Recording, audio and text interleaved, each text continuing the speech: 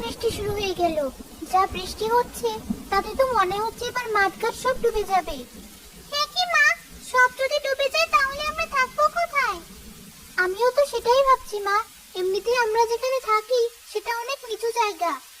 তাহলে কি আমরা ডুবে যাব মা? জানি না মা। আর দেখ, তোর বাবা আজ এখনো বাড়ি ফিরলো না। যাই, আমি বরং রান্না বান্না সেরে নিই। বাড়ি এসে তো আবার খাবার চাইবে। মালা রান্নাঘরে চলে গেল। তখনই তার স্বামী কবির এলো।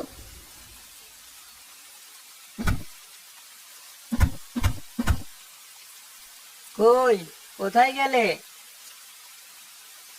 তুমি এসেছো? আমি তো ভাবলাম বাড়ির কথা ভুলেই গেছো। কি যে বলো না। মা ঋতু, গামছাটা আন দেখি, একদম ভিজে গেছি। এই নাও বাবা। এ কি বাবা, অতগুলো কলা গাছ কেটে এনেছো কেন? দরকার আছে মা, যা বৃষ্টি শুরু হয়েছে তাতে ওগুলোই আমাদেরকে বাঁচাবে। কলা গাছ আমাদেরকে বাঁচাবে? এ আবার কি কথা? হাসিস না মা, কখন যে আমাদের কি কাজে লাগে আমরা আগে থেকে কেউই তাও বুঝতে পারি না। হয়েছে, তোমাকে আর জ্ঞানের কথা বলতে হবে না। এমনি ভিজে এসেছো। যাও একটু বিশ্রাম করো, আমি বাকি রান্নাটা সেরে আসি। মালা আবারও রান্নাঘরে চলে গেল। বিকেলে বৃষ্টি কমলো। বউ, ও বউ, কোথায় গেলে? কি হয়েছে? সারাক্ষণ এত কিসের ডাকাডাকি তোমার? রাগ করছো কেন? হাতুড়িটা দাও দেখি। হাতুড়ি দিয়ে আবার কি করবে? কলা গাছের বাড়ি বানাবো। কলা গাছের বাড়ি? এমন বাড়ির নাম তো বাপের জন্মেও শুনিনি। শোনোনি তাতে কি হয়েছে? এবার শুধু শুনবে না, দেখবেও।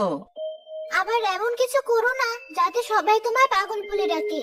এমনিতেই গ্রামে মুখ দেখানোর জো নেই, তার উপর এমন এক একটা কাজ করো মানুষের হাসির পাত্র হতে হয়।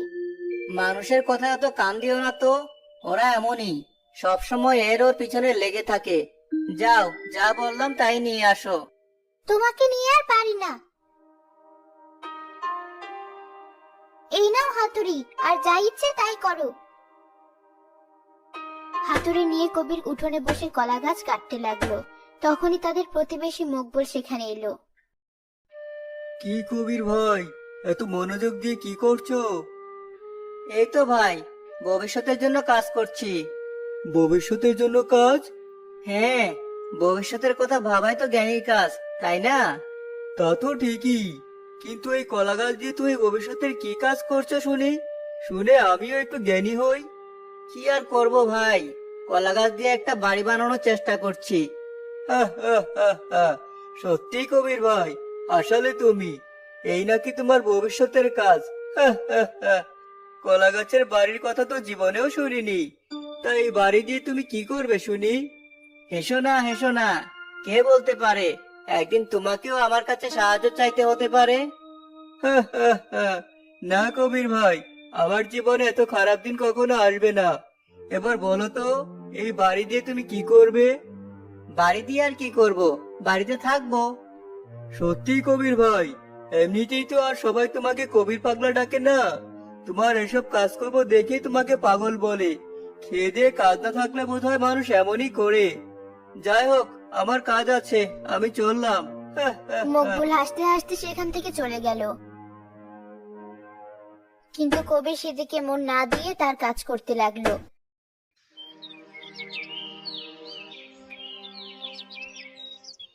পরদিন সকালে মালা যখন বাইরে গেল, মকবুলের বউ সেলিনার সাথে তার দেখা হলো। মালা ভাবি, সকাল সকাল এদিকে এসেছো যে? এদিকটায় অনেক কচু শাক হয়েছে, ভাবলাম একটু তুলে নিয়ে যাই। সে তো ভালো কথা, কিন্তু শুনলাম তোমরা নাকি এখন থেকে কলা গাছের বাড়িতে থাকবে। কলা গাছের বাড়িতে থাকবো? এসব তোমাকে কে বললো? সারা গ্রাম জানে অথচ তুমি জানো না? সবাই তো হাসাহাসি করছে কবির ভাইয়ের কলা গাছের বাড়ির কথা শুনে। সত্যি, তোমার স্বামী পারেও বটে। দেখো সেলিনা, আমার স্বামীর নামে কিচ্ছু বলবে না। উনি সহজ সরল হতে পারে, তাই বলে তাকে নিয়ে হাসাহাসি করা মোটেও ঠিক না। আমি আবার কি করলাম? লোকেরা যা বলছে আমি তো তোমাকে সেটাই বললাম। তাছাড়া অমন কাজ করলে হাসির পাত্র তো হতেই হবে। তোমার সাথে কথা বলি সময় নষ্ট করে আমার লাভ নেই। সেলিনা সেখান থেকে চলে গেল। মালাও রাগান্বিত হয়ে বাড়ির দিকে চলে গেল। আর থাকবো না এই বাড়িতে। দিন দিন লোকটার পাগলামি যেন বেড়েই চলেছে। এ কি হয়েছে তোমার? সকাল সকাল এমন চেঁচামেচি করছো কেন? চেঁচামেচি করবো না তো কি করব? সবার মতো আমিও তোমাকে নিয়ে হাসবো। আশ্চর্য, আমাকে নিয়ে হাসবে কেন? আমি আবার কি করলাম? কেন জানো না কি করেছো? সারা গ্রাম তো রাজ্য হয়ে গেছে। তুমি নাকি কলা গাছের বাড়ি বানাচ্ছ, আর এখন থেকে নাকি ওই বাড়িতেই থাকবে। এতে আবার হাসি কি আছে? দেখো বউ, যা করছি তা আমাদের ভালোর জন্যই করছি। আমারও তো ভালো দেখে কাজ নেই, কালই আমি বাপের বাড়ি চলে যাব। বউ, তুমি হয়তো বুঝতে পারছো না, কিন্তু সময় হলে ঠিকই বুঝতে পারবে। আর সবার মতো তুমিও তখন আফসোস করবে। অত জেনে শুনে কাজ নেই, আজ থেকেও কলা গাছের বাড়ি বন্ধ করো, নইলে কিন্তু। তোমার যা ইচ্ছে তুমি তাই করো, বাড়ি তো আমি বানাবোই। কবির আবারও কলা গাছের বাড়ি বানাতে লাগলো। সাথে সাথে বৃষ্টি শুরু হয়ে গেল। মা ঋতু, ছাতাটা নিয়ে আয় তো। যা বৃষ্টি হচ্ছে তাতে তাড়াতাড়ি বাড়ির কাজ শুরু করতে হবে।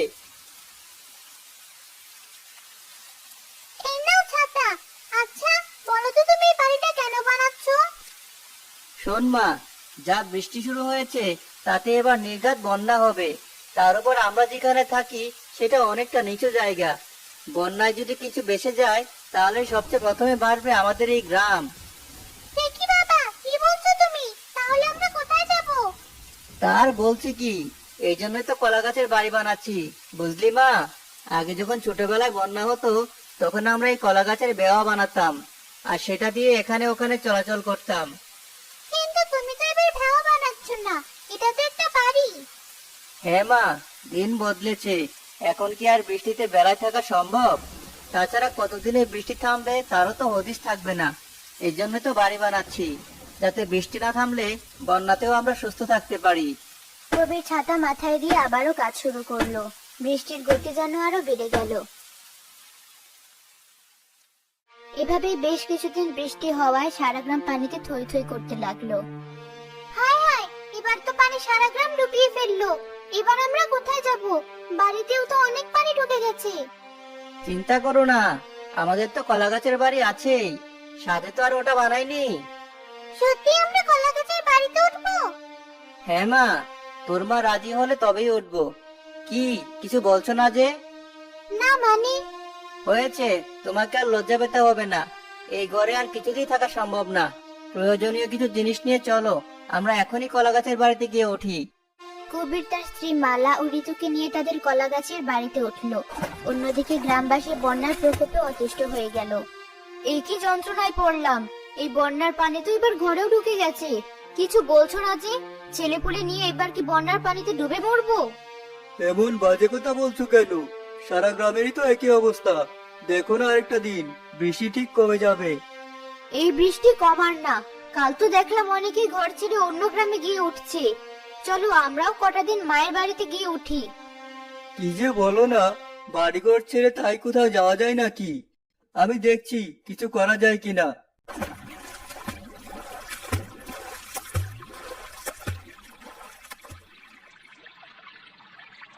আরে, ওটা আবার কি? দেখে তো মনে হচ্ছে কলা গাছের বাড়ি। তার মানে এটাই কবির ভাইয়ের সেই কলা গাছের বাড়ি। গিয়ে দেখে আসি তো।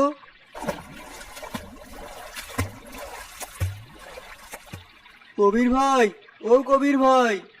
আরে মকবুল ভাই যে, এসো ভাই, ভেতরে এসো।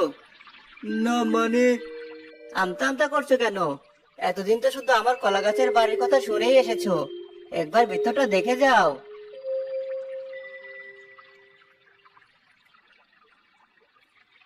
ভেতরটা দেখে মকবুল অনেক চমকে গেল। এই বাবা, এই তো দেখছি পুরোপুরি আসল বাড়ির মতোই। এখানে তো সবাই আছে। হ্যাঁ মকবুল ভাই, ভাগ্যিস আপনার ভাই বুদ্ধি করে বাড়িটা বানিয়েছিল, তাই তো এই বন্যাতেও আমরা বেশ ভালোই আছি। এসেছেন যখন দুপুরের খাওয়াটা খেয়ে যাবেন, আমি রান্না চড়িয়েছি। সে কি ভাবি, এখানে রান্নারও ব্যবস্থা আছে? হ্যাঁ ভাই, সব ব্যবস্থাই আছে। তোমার ভাবি যখন বলেছে আজ কিন্তু খেয়ে তবেই যাবে। না ভাই, বাড়িতে বউ বাচ্চা আছে, ওদেরকে রেখে কি করে খায় বলো? আমি আসি।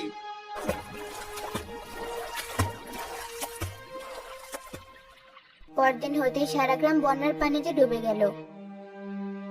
গ্রামবাসীরা যে যার বাড়ির চালে আশ্রয় নিল। কালকে তোমায় কতবার বললাম আমার মায়ের বাড়িতে গিয়ে উঠি, অথচ তুমি কথা শুনলে না। এবার এতটুকু ছেলেকে নিয়ে এই বৃষ্টিতে ঘরের চালে এসে থাকতে হচ্ছে। আমার খুব ভয় করছে মা, মনে হচ্ছে এখনই পানিতে পড়ে যাব। কাঁদিস না বাবা, উপরওয়ালা ঠিক একটা ব্যবস্থা করবে। কি হলো, তুমি এখন চুপ করে বসে আছো কেন? আমি আর কি বলবো, কে জানতো কপালে এই কষ্ট লেখা আছে। এখন উপরওয়ালার কাছে সাহায্য চাওয়া ছাড়া আমাদের হাতে আর কি বা উপায় আছে। মুকবুল আর সেলিনা যখন তাদের ঘরের চালে দাঁড়িয়ে ছিল, তখনই কবিরের কলা গাছের বাড়ি ভাসতে ভাসতে সেদিকে আসলো। মকবুল ভাই, ও মকবুল ভাই, ওখানে দাঁড়িয়ে আছো কেন? তাড়াতাড়ি সবাইকে নিয়ে এদিকে এসো। দেখছো তো, উপরওয়ালা ঠিক শুনেছেন, তাই তো কবির ভাইকে পাঠিয়েছেন। চলো, ছেলেটাকে নিয়ে আমরা কবির ভাইয়ের কলা গাছের বাড়িতে গিয়ে উঠি। কিন্তু আর কিন্তু কিন্তু করো না, এছাড়া আমাদের কাছে আর কোনো উপায় নেই।